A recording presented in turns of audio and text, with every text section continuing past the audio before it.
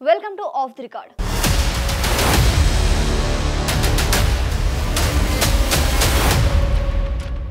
తెలంగాణలో రాజకీయ సమీకరణాలు వేగంగా మారుతాయా?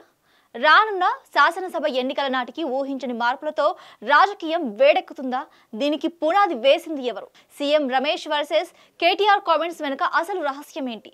తాజా పరిస్థితులు బీఆర్ఎస్ పార్టీని ఇరకాటంలో పెడుతున్నాయా? Watch the story.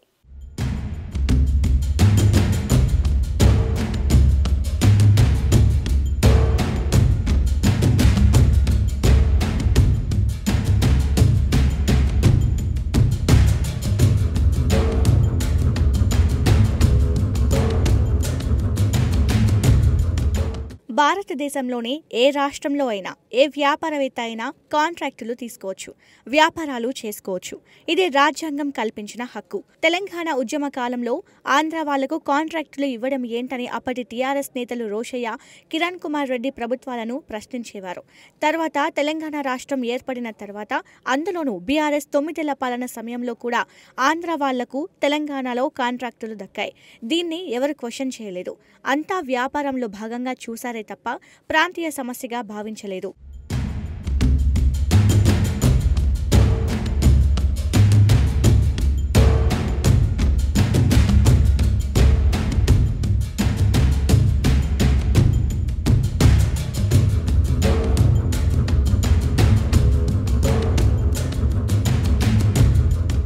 CM Revanth రెడ్డిని ఇరుకున పెట్టాలన్న ఉద్దేశంతో కేటీఆర్ కొంతకాలంగా తీవ్ర ఆరోపణలు చేస్తూ వస్తున్నారు. రేవంత్ పాలనలో రైతులను పట్టించుకోవడం లేదంటూ కొంతకాలంగా ఆరోపణలు చేస్తున్న కేటీఆర్ తాజాగా రైతు బంధు మీద తీవ్రంగా మాట్లాడారు. మొదట 50,000 కోట్ల రూపాయలను రైతు బంధు పథకానికి కేటాయిస్తామని మొదట ప్రకటించిన తెలంగాణ ప్రభుత్వం చివరికి 12,000 కోట్ల రూపాయలను విడుదల చేసింది. దీంతో రేవంత్ మీద చెలరేగిపోయారు కేటీఆర్. రైతులను తీవ్రంగా మోసం చేశారంటూ ఆరోపణలు గుప్పించారు.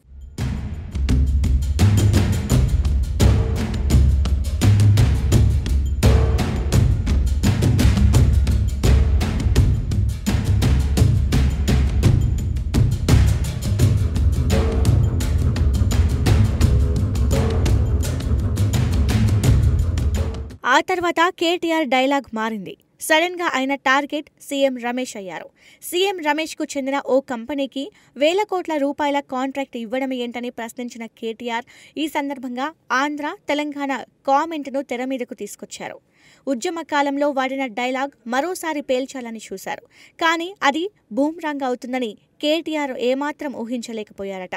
ఎందుకంటే సీఎం రమేష్ అదే స్థాయిలో మండిపడడంతో కేటీఆర్ డిఫెన్స్ లో పడ్డారట.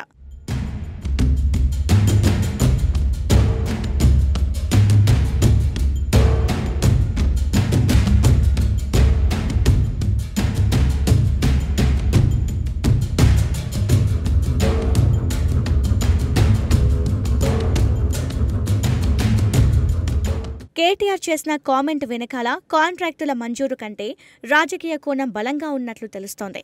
ఎందుకంటే ఈ ఏడాది జరగనున్న జీహెచ్ఎంసీ ఎన్నికలతో పాటు తెలంగాణలో రానున్న అసెంబ్లీ ఎన్నికల్లో బీజేపీ, టీడీపీ కూటమి పోటీ చేయడం ఖాయమన్న ప్రచారం రాజకీయ వర్గాల్లో బలంగా వినిపిస్తోంది. గతంలో ఆంధ్ర పార్టీ అంటూ టీడీపీ మీద కేసీఆర్ తీవ్ర ఆరోపణలు చేశారు.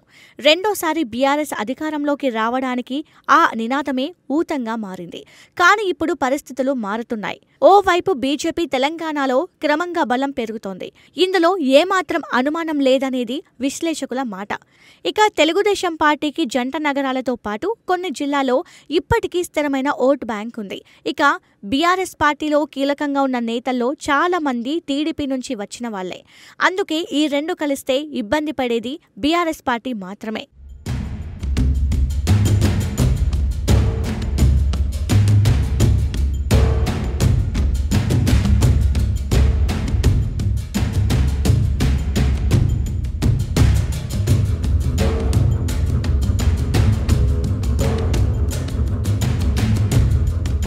ఇదంతా అంచనా వేస్తున్న బీఆర్ఎస్ పెద్దలు ఇప్పటి నుంచే జాగ్రత్తలు తీసుకుంటున్నారు. రానున్న జీహెచ్ఎంసీ ఎన్నికల్లో కూటమి బరిలో దిగితే తాము బలంగా ఉన్న ప్రాంతాల్లో ఇబ్బందులు తప్పవని కేసీఆర్ అండ్ కో డిసైడ్ అయ్యారట. అదే జరిగితే ఆ ప్రభావం వచ్చే తెలంగాణ అసెంబ్లీ ఎన్నికలపై తీవ్రంగా ఉంటుంది. ఇప్పటికే లిక్కర్ స్కామ్, కాళేశ్వరం కుంభకోణంతో పాటు ఫోన్ ట్యాపింగ్ కేసులతో ఇబ్బందులు పడుతున్న బీఆర్ఎస్ అగ్రనాయకత్వం పార్టీని ముందుకు తీసుకెళ్లే విషయంలో నానా తంటాలు పడాల్సి వస్తుందట. దీంతో ఎలాగోలా ఈ పరిస్థితులను కంట్రోల్లోకి తెచ్చుకొని రాబోయే అసెంబ్లీ ఎన్నికల్లో ఇబ్బందులు పడకూడదన్న నిర్ణయానికి వచ్చింది బీఆర్ఎస్ నాయకత్వం. దీనికి నాందిగా సీఎం రమేష్ను టార్గెట్ చేశారు కేటీఆర్. ఓ కంపెనీకి దక్కిన కాంట్రాక్టును ప్రాంతీయ కోణంలో తెరమీదకు తెచ్చారు. కానీ ఆయన వ్యూహం బెడిసికొట్టినట్లయింది.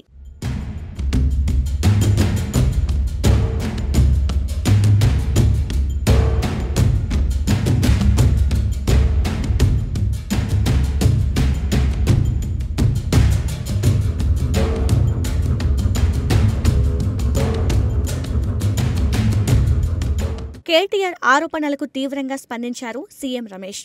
లిక్కర్ స్కామ్ సమయంలో వారిద్దరి మధ్య ఢిల్లీలో జరిగిన సంభాషణను బయటపెట్టేశారు. తమపై కేసులు లేకుండా చేస్తే బీఆర్ఎస్ పార్టీని బీజేపీలో కలపడానికి సిద్ధంగా ఉన్నామని కేటీఆర్ స్వయంగా అన్నట్లు సీఎం రమేష్ చెప్పుకొచ్చారు. దీంతో గతంలో కల్వకుంట్ల కవిత చేసిన ఆరోపణలో నిజముందని ఇప్పుడు తెలంగాణ ప్రజలు నమ్మాల్సిన పరిస్థితి ఏర్పడింది.